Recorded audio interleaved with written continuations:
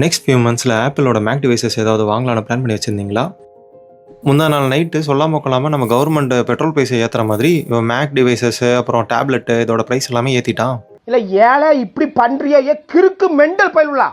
அதுவும் கொஞ்சம் கொஞ்சமாக ஏற்றினான்னு கேட்டிங்கன்னா இல்லை, சும்மா தாறுமாறாக ஏற்றிருக்கான். இந்த வீடியோ கொஞ்சம் லாஸ்ட் வரைக்கும் பாருங்கள். ஸோ எவ்வளோ ஏற்றிருக்கான்னு உங்களுக்கு தெளிவாக எக்ஸ்பிளைன் பண்ணுறேன். உங்கள் ஃபியூச்சர் பர்ச்சேஸ் டிசிஷனுக்கு வந்து இது ரொம்பவே யூஸ்ஃபுல்லாக இருக்கும். லாஸ்ட் வீக் வரைக்கும் 50,000 வித்துட்டு இருந்த மேக் மினியை இப்போ வந்து 95,000 வித்துக்கிட்டு இருக்கான்.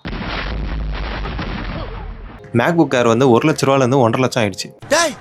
என்னடா இப்படி வியாபாரம் பண்றீங்க? சரி, மாடல் ப்ரைஸ் மட்டும் தான் ஏற்றிருக்கான்னு பார்த்தா ரேமு, ஸ்டோரேஜ், அப்புறம் கிகாபிட் ஈத்தர்நெட் போர்ட்டு இந்த மாதிரி எல்லாத்தையும் ப்ரைஸ் ஏற்றி வச்சிருக்கான். எங்க பாருங்க மனுஷனாடா நீங்க எல்லாம். யூஸ்வலாகவே ரேம் அப்கிரேட் வாங்குற காசுலாம் ரொம்பவே ஜாஸ்தி. ஸோ நம்ம ஆப்பிள் டேக்ஸ்ன்னு தனியாக நம்ம பே பண்ணிட்டு இருப்போம். வெறும் 256 GB வந்து இன்க்ரீஸ் பண்ணுறக்கே 18,000 வாங்குவான். இப்போ என்னன்னா 24,000 கேட்குறான். அதே மாதிரி ஒரு 1 TB ஸ்டோரேஜாக மாற்றணும்னா எக்ஸ்ட்ரா ஒரு 18,000 அப்போ கேட்பான். இப்போ என்னன்னா 36,000 கொடு அப்படின்னு சொல்லி கேட்குறான் மொத்தமாக.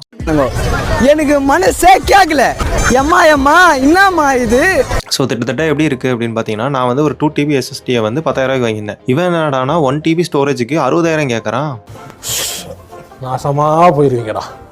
குளோபலாக AI development, data centre, so இதனால ரேம் ஷார்டேஜ் வருது வந்து உண்மைதான், நான் இல்லைன்னு சொல்லலை. பட் ஆப்பிள் ஆல்ரெடி அப்கிரேடுக்குன்னு வாங்குற காசே ரொம்ப அதிகமாக இருக்குது இப்போ. ஆனால் கொஞ்சம் கூட கன்சியூமரை பற்றி யோசிக்காமல் இவன் ப்ராஃபிட்டை மட்டும் யோசிச்சு இவ்வளோ ப்ரைஸ் இன்க்ரீஸ் பண்ணியிருக்கான். இது டோட்டலி ரொம்ப அன்எத்திக்கலான ஒரு பிஹேவியர். என்னை பொறுத்த வரைக்கும் குளோபலாக மக்கள் எல்லாருமே இதுக்கு ஒரு புரட்சி பண்ணுற மாதிரி ஒரு பெட்டிஷன்லாம் போட்டு அப்படிலாம் பண்ணாதான் நம்ம யூரோப்பியன் யூனியன் என்ன பண்ணுவோம், டைப் சியை ஸ்டாண்டர்ட் பண்ண மாதிரியே ஸ்டோரேஜுக்கு இனிமேல் இவ்வளோ தான் சார்ஜ் பண்ணணும் அப்படின்னு சொல்லி ஒரு ரூல் போடுவான். அப்படிலாம் சட்டம் வந்தால் மட்டும்தான் இவங்கெல்லாம் திருந்துவாங்க.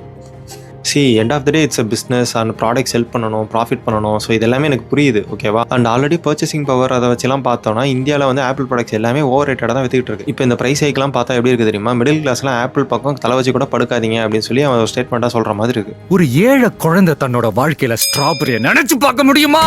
கடைசியாக பார்த்தா என்னோட மேக்புக் ப்ரோ வாங்கணுன்ற ஆசையில் மண்ணலி போட்டாங்க.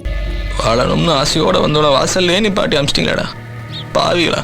ஸோ இன்னும் 1 or 2 இயர்ஸ்க்கு எக்ஸிஸ்டிங் லேப்டாப் தான் நம்ம அப்படியே வச்சுக்கணும். ஸோ அதை எப்படி சர்வீஸ் பண்ணி லைஃப் இன்க்ரீஸ் பண்ணுறது அப்படின்றது நெக்ஸ்ட் வீடியோவில் சொல்கிறேன். அண்ட் இந்த மாதிரி interesting tech and automobile news பார்க்க நம்ம சேனலை வந்து ஃபாலோ பண்ணிக்கோங்க. அது வரைக்கும் உங்களிடம் விடைபெறுவது உங்கள் சாம்.